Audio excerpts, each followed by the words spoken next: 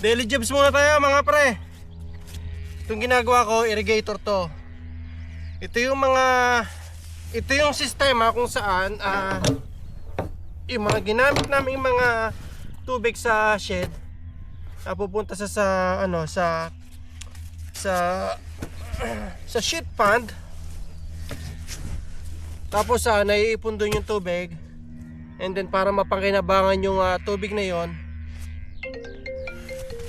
Dali, may natawag.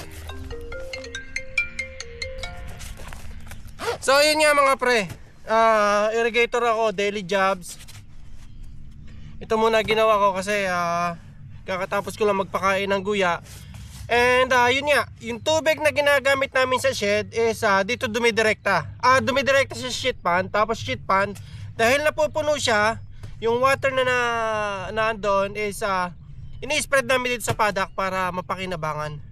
Para lumago yung damo at gumanda yung kaninang damo dito para mapakain sa mga baka. May iba't ibang klase ng irrigation o irrigator na ginagamit sa paddock. Gaya doon kinakapangarap vlog, ang kanila is pivot. Para siyang sprinkler dun sa sa emergency na pag nasusunugan tumutulo. Ganun yung sa kanila. Hindi ko lang alam kung fresh water yung ginagamit nila. Pero dito sa amin, use water na to. Ito na yung maduming tubig. Ginamit namin sa pagguho sa shed, sa yard, ganon.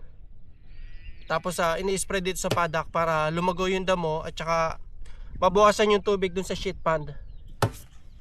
Yun lang muna at tatapusin ko to kasi kailangan ko tumulong sa pagtutulak dun sa kabilang shed kina Jericho. Yun lang. Diretso muna sa pag-irrigator.